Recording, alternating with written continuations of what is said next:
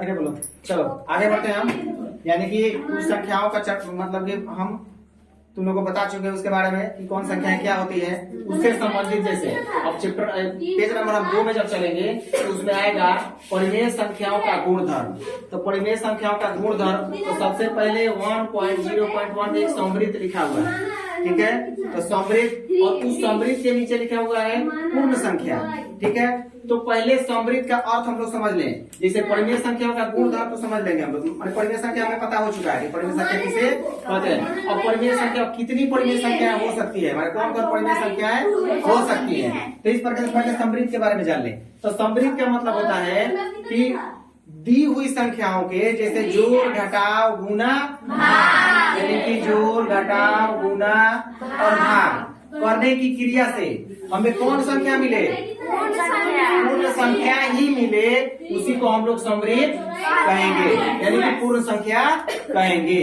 मैंने समृद्ध क्या कहेंगे कि दी हुई पूर्ण संख्याओं के जोड़ घटाव गुना भाग किया जाए और उससे हमें जोड़ घटाव गुना भाग करने के क्रम में जो हमें गुणनफल, मैंने चाहे अंतरफल, चाहे योगफल या भाग करने से जो संख्या हमें प्राप्त हो, वो कैसा प्राप्त होना चाहिए, पूर्ण संख्या ही प्राप्त होना चाहिए। तो मानो पूर्ण संख्या हम लोग पता है, पूर्ण संख्या किसे कहते हैं, सबको पता है पूर्ण संख्या किसे कहते हैं, जो प्लस में रहता है। नहीं, जीरो से लेके अनंत तक की संख्या हमको पूर्ण संख्या कहते हैं। तो यानी कि ये क्वेश्चन में जैसे दिया है, यहाँ देखो ये है संक्रिया है, संक्रिया मतलब यह वाला नहीं, आराम से इधर तक, इधर संक्रियाएं है, माने कि वैसी क्रियाएं जो इन सबको किया जाए तो हमें क्या प्राप्त हो, पूर्ण संख्या। पूर्ण संख्या।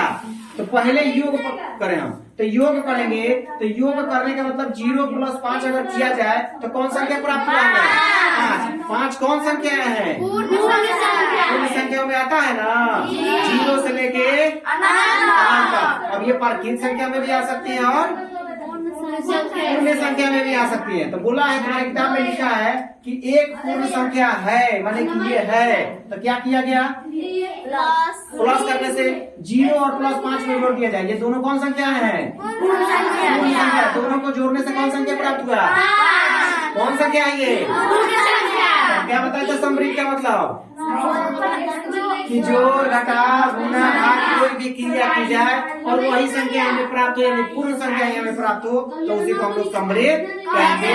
और हमारी ये जो योग का नियम है, तो पूर्ण संख्या और पूर्ण संख्या को जोड़ा गया तो 5 हमें जब प्राप्त हुआ, ये 5 कौन संख्या प्राप्त हुआ, पूर्ण संख्या। क्लियर हो गया होगा, आगे चलो। अब 4 + 7, तो 4 + 7 का मतलब कि ये 4 क्या है और 7 क्या है, पूर्ण संख्या। 4 भी पूर्ण संख्या और 7 भी पूर्ण संख्या। अब बोला क्या यह पूर्ण संख्या है, कैसे है, तो 4 + 7 = अब ये 11 एक ऐसी संख्या है कि 1 से लेकर अनंत तक में भी आती है और 0 से लेकर भी अनंत संख्या में भी आती है। तो इसलिए ये 11 भी हमारी पूर्ण संख्या है। और 4 और 7 को, दोनों को 4 और 7 पूर्ण संख्या है, और दोनों को जोड़ने पर योग का क्रिया करने पर भी हमारे पास 11 जो मिला वो पूर्ण संख्या मिल गया। पता चल गया होगा। इस प्रकार से तुम्हारी किताब में लिखा है। फिर बोला है कि व्यापक रूप से किन्हीं, अपना किताब निकालो, व्यापक रूप से किन्हीं 2 पूर्ण संख्याओं, और व्यापक रूप से किन्हीं 2 पूर्ण संख्याओं a तथा b के लिए a + b एक पूर्ण संख्या है। अब व्यापक रूप से माने जैसे इसके आगे जितनी भी संख्या है तुम आगे बढ़ो, माने जितनी भी अधिकतर संख्याओं में आगे तुम बढ़ो, अगर a + b माने कोई भी संख्या a की जगह पे या कोई भी संख्या b की जगह पे कैसी संख्या है, पूर्ण संख्या है, यह क्या लिखा संख्या है। तो पूर्ण संख्या अगर लिखी जाए और इसका योग जब हम करें तो कौन संख्या प्राप्त होनी चाहिए, पूर्ण संख्या। 2 + 5 + 7, ये a और ये b है जो प्राप्त जो संख्या हमें मिली वो पूर्ण संख्या है। इसलिए हम इसको क्या कहेंगे कि ये भी हमारी पूर्ण संख्या है, माने कि ये भी हमारी पूर्ण संख्या कब हुआ, समृद्ध के नियम से। यानी कि जोड़ घटाव गुणा भाग कुछ भी, मतलब पहले जोड़ वाला कर रहे हैं, ये व्यकलन वाला, व्यकलन मतलब होता है, ये बाद बताएगा, अभी इसके बाद बताएंगे। तो योग का हम लोग जोड़ वाला सब कर रहे हैं। तो जी कोई भी संख्या पूर्ण संख्या को जोड़ दिया जाता है, कौन संख्या मिलेगा, पूर्ण संख्या मिलेगा। तो ये पूछा था, हम बता दिए, हो गया। उसके बाद से लिखा है तो किताब में कि पूर्ण संख्या, उस टिप्पणी में देखो, टिप्पणी मतलब क्या होता है, इसके बारे में कुछ, टिप्पणी को इंग्लिश में हम लोग कहते हैं कमेंट कहते हैं इंग्लिश में जी। आजकल सब लोग कहता है कि अगर हमारा चैनल को आप पसंद करते हैं तो लाइक और कमेंट और शेयर कर दीजिए, कहता है जी। पूरा सब मोबाइल देखता है। अगर आपको ये वीडियो पसंद आई हो तो हमारे चैनल को लाइक कर दीजिए, सब्सक्राइब कर दीजिए और कमेंट बॉक्स में कुछ कमेंट कर दीजिए, कहता है ना। तो इसी को टिप्पणी इंग्लिश में कमेंट कहते हैं। अब इसके बारे में कमेंट किया है, कमेंट करके क्या लिखा है, पूर्ण संख्या योग के अंतर्गत समृद्ध है। तो पूर्ण संख्या है, देखो पूर्ण संख्याएं योग के समृद्ध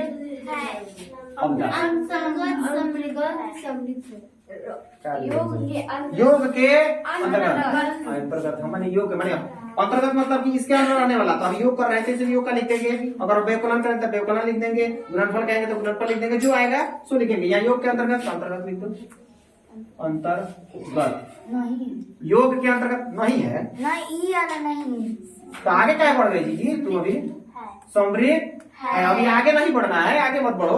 अभी देखो अभी हम तुमको सिर्फ योग बता रहे हैं। योग का मतलब संक्रियाएं मानी ये सभी क्रियाएं हमको करना है। और वैसी संख्या है जो हमें संख्या है, कौन सा संख्या कोई भी संख्या रखे तो पूर्ण संख्या है हमको रखना है। योग करें तो पूर्ण संख्या बराबर पूर्ण संख्या। यानी समृद्ध का मतलब बताए थे अभी कि जोड़ घटा गुणा भाग करने पे और पूर्ण संख्या को ही हम लोग जोड़ घटा गुणा भाग करें तो प्राप्त संख्या में पूर्ण संख्या मिलनी चाहिए। तो हम जाके लिखेंगे कि पूर्ण संख्या योग के अंतर्गत समृद्ध है कि नहीं है? अब ये लिख दिया तो लिख दिया था, क्यों लिख दिया? क्योंकि ऐसा है, ऐसा है। ये भी पूर्ण, ये भी पूर्ण, ये भी पूर्ण, ये भी पूर्ण, जो जोड़ दिए, जो हमारा योग फल आया वो भी पूर्ण संख्या है। इसीलिए हम पूर्ण संख्या योग के अंतर्गत समृद्ध निकल गया रे, समृद्ध क्लियर हो गया होगा, समझ में आया। अब ऐसी कोई भी पूर्ण संख्या तुम रख लो, उससे हमको मतलब नहीं। आगे जब चैप्टर बनेगा या आगे जब पुस्तक पढ़ेंगे तब ये चीजें हमको समझ में आ जाएगी कि पूर्ण संख्या को जब जोड़ी जाए तो हमें प्राप्त संख्या भी मिलता है। ठीक है, आगे बढ़े। व्यवकलन देखो, व्यवकलन दिखाना पड़ेगा इसको, मिलाते हैं इसको। सब लोग नोट कर लिया ना, तो किताब में तो तुम लोग नोट कर लिए। खाली एक 11 भरना था, खाली 11 भरना था, 11 नहीं पढ़ रहे थे। अब हमको पढ़ना है कौन सा? व्यवकलन। व्यवकलन में देखो दिया है 5 - 7, 5 - 7 बराबर -2, जो कि एक पूर्ण संख्या नहीं है, जो कि एक पूर्ण संख्या नहीं है। बताओ कौन बताएगा? कहा कि व्यवकलन माने कि ये पूर्ण संख्या नहीं है। क्यों? क्योंकि 5 और 7। अब व्यवकलन का मतलब क्या होता है?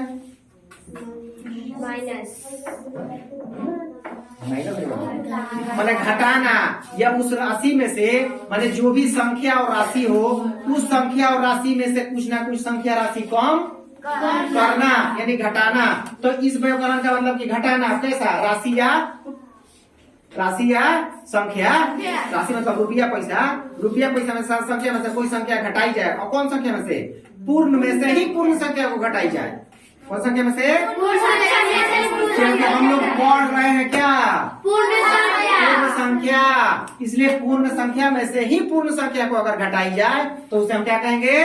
पूर्ण संख्या।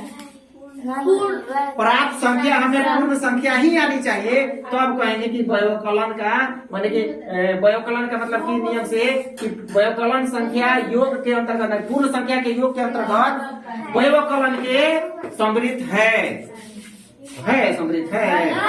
ये नहीं है। कब हो सकता है? जब इसको इधर लिख दे और इसको इधर लिख दे, तब ये यहाँ 2 प्राप्त होगा। तो वो हम कहेंगे कि व्यवकलन माने पूर्ण संख्याओं के व्यवकलन के अंतर्गत समृद्ध नहीं है। इसको लिखेंगे नहीं है। अगर यहाँ आ जाता इसको इधर, इसको उसको लिख देते है। माने पूर्ण संख्याओं के अंतर्गत व्यवकलन के अंतर्गत समृद्ध है। माने इसमें क्या लिख देंगे? व्यवकलन के अंतर्गत समृद्ध नहीं है। लिखा भी होगा कहीं? लिखा है। पूर्ण संख्या व्यवकलन के अंतर्गत समृद्ध नहीं है। क्यों नहीं है? क्योंकि ये प्राप्त संख्या में क्या है? ये पूर्ण संख्या नहीं है। -2 से क्या मतलब है? ये -2 हमारी कौन संख्या नहीं है? पूर्ण संख्या नहीं है, इसलिए इसे हम कहेंगे कि ये व्यवकलन पूर्ण संख्याओं के योग के अंतर्गत ये व्यवकलन सम्मिलित नहीं है। लिखा भी गया, समझ में आ गया होगा। आगे बढ़े, तुम लोग किताब में लिखा हुआ समझ गए सब। चलते हैं आगे बढ़ते हैं। और कौन सा बचा? इसमें और कुछ भी लिखा है जी? संख्या नहीं है, पूर्ण संख्या नहीं है। अब इसमें हम साबित करके बता भी दिए थे ना जी।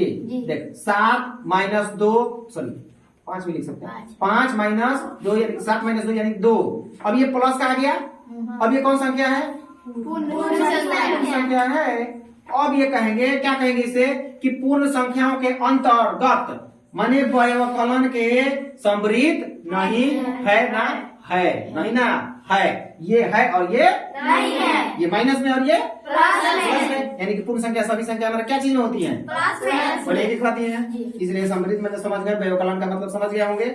आगे बढ़े, तीसरा टाइम कितना हो गया जी?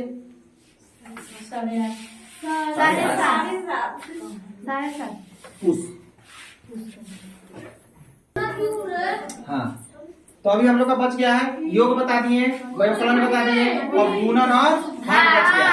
यानी कि पूर्ण संख्याओं से हमें वैसी संक्रियाएं करनी है जो एक बार योग, एक बार व्यवकलन, एक बार गुणन और एक बार भाग करना है। और सभी से करने के बाद किससे पूर्ण संख्या में प्राप्त हो रहा है, किससे पूर्ण संख्या प्राप्त नहीं हो रहा है, वही हमको बताना था। तो इसमें हम 2 बता दिए, तीसरा बताना है यानी गुणनफल। तो बोला जाए कि पूर्ण संख्या 0 भी है और पूर्ण संख्या 3 भी है। इससे अगर दोनों को आपस में गुना जाए तो इक्वल टू में जो प्राप्त होता है 0, ये हमारी कौन संख्या है? इसलिए एक पूर्ण संख्या बोल दिया कि है, ये तो बोल दिया कि है। अब उसी तरह नीचे लिखा है 3 भी पूर्ण संख्या, 7 भी पूर्ण संख्या। तो 7 ही 21 और 21 जो हमें संख्या प्राप्त हुआ है ये पूर्ण संख्या है या नहीं? क्यों? क्योंकि 0 समय के अंदर की संख्या पूर्ण संख्या होती है, इसलिए क्या यह एक पूर्ण संख्या है? तो हम कह देंगे हाँ। क्या लिख देंगे? ये पूर्ण संख्या है। पूर्ण संख्या को गुना कर दिया गया था, हमें 7 प्राप्त हो गया। और बोला यहाँ लिखा भी है कि पूर्ण संख्या गुणन के अंतर्गत सम्मिलित है। अब सम्मिलित का मतलब कि इसमें जोड़ घटाव गुना बातें, यहाँ क्या करना था? गुना।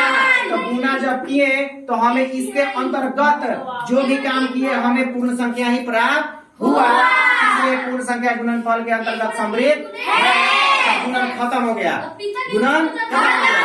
धीरे बोल, भाग चलेंगे।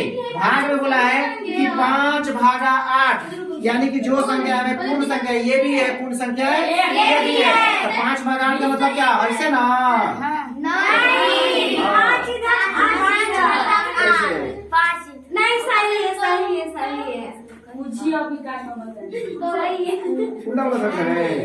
ऐसा ही होता है। इस भाग को भाग के रूप में हम चेंज कर देंगे, यानी कि 5/8 ऐसे लिख सकते हैं, ऐसे लिख सकते हैं, नहीं तो ऐसे लिखा हुआ है, ऐसा समझ लें। एक किताब में भी लिखा हुआ है तुम्हारे, ऐसे लिखा हुआ है। तो इसको ऐसे लिखते हैं तो भाग के रूप में लिखा गया।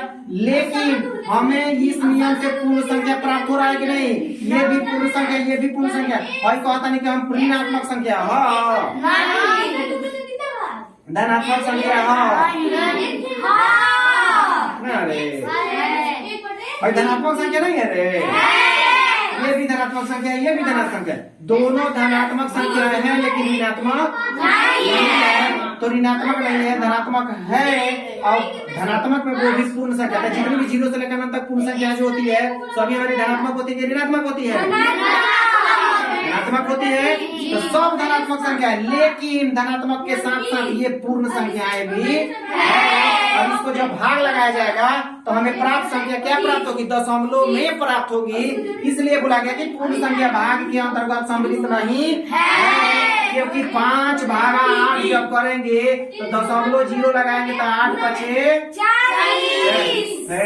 8 6 48, 8 6 48, 2 यहाँ 2 फिर यहाँ 0 तो 8 दूनी के 16। तो जो हमें ये 0.62 प्राप्त हुआ, बताओ ये पूर्ण संख्या है? 0.6 दूर गलती से बोला गया हमको पास। दशमलव बाद संख्या बोली जाती है 6 दूर। तो ये 0.6 दूर जो संख्या लिखा गया ये हमारी पूर्ण संख्या है? अच्छा नहीं है। तब पूर्ण संख्या जब नहीं है तब नहीं यहाँ लिखा गया है कि पूर्ण संख्या भाग के अंतर्गत सम्मिलित नहीं है। इस प्रकार से हमारा पूर्ण संख्या हो सम्मिलित के नियम से हम सबको देख लिए कि कौन सम्मिलित है कौन सम्मिलित नहीं है, यानी कि योग किए तो पता चल गया कि पूर्ण संख्या का है तो यहाँ सम्मिलित है।